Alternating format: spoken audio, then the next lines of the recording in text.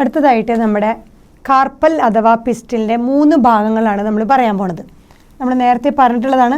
ഇതാണ് നമ്മുടെ കാർപ്പൽ അഥവാ പിസ്റ്റൽ. അതിൽ ആദ്യത്തെ ഭാഗം നമുക്ക് പറയുകയാണെങ്കിൽ സ്റ്റിഗ്മ. ഇതാണ് സ്ലെൻഡർ പോർഷൻ, സ്റ്റൈല്.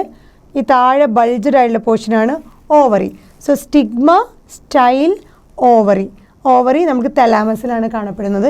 ഈ 3 ഭാഗങ്ങളാണ് കാർപ്പൽ അഥവാ പിസ്റ്റലിൻ്റെ അല്ലെങ്കിൽ ഫീമെയിൽ റിപ്രൊഡക്റ്റീവ് പാർട്ട് അല്ലെങ്കിൽ ഗൈനീഷ്യത്തിൻ്റെ 3 ഭാഗങ്ങൾ. അപ്പോൾ നോക്കുകയാണെങ്കിൽ 3നും ഓരോ ഫങ്ഷൻ ഉണ്ട്.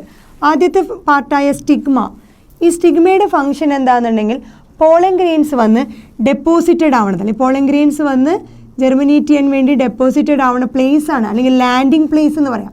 സ്റ്റിഗ്മ എന്ന് പറഞ്ഞു കഴിഞ്ഞാൽ ലാൻഡിങ് പ്ലേസ്, റിസീവ് ചെയ്യാനായിട്ട് പോളൻ ഗ്രെയിനിനെ റിസീവ് ചെയ്യാനുള്ള ലാൻഡിങ് പ്ലേസ് ആണ് സ്റ്റിഗ്മ. ആ ലാൻഡിങ് പ്ലേസിലൂടെ താഴേക്ക് വരുമ്പോൾ താഴെയായിട്ട് സ്റ്റിഗ്മയുടെ താഴെയായിട്ട് നമുക്ക് സ്റ്റൈല് കാണാം. ഈ സ്റ്റൈലിലൂടെയാണ് പോളൻ ഗ്രെയിൻസ് മൂവ് ചെയ്യുന്നത്. സോ ഇതിലൂടെയാണ് പാസേജ്. അത് കഴിഞ്ഞ് അത് എത്തുന്ന ബൾജ്ഡ് ആയിട്ടുള്ള പോർഷനാണ് ഓവറി. ആ ബൾജ്ഡ് പോർഷൻ്റെ പേരാണ് ഓവറി. സോ സ്റ്റിഗ്മയിലൂടെ ലാൻഡിങ് പ്ലാറ്റ്ഫോമിലൂടെ പോളൻ ഗ്രെയിൻ വന്ന് സ്റ്റൈലിലൂടെ പോയി അത് ബേസൽ ബൾജ്ഡ് പോർഷനായ ഓവറിയിലേക്ക് ഈ പോളൻ ഗ്രെയിൻ അഥവാ അതിൻ്റെ മെയിൽ ഗാമറ്റുകൾ റീച്ച് ചെയ്യും, ഫെർട്ടിലൈസേഷൻ നടക്കുന്നത്. ഇതാണ് കാർപ്പൽ അഥവാ പിസ്റ്റലിൻ്റെ ബേസിക് ആയിട്ടുള്ള സ്ട്രക്ചർ.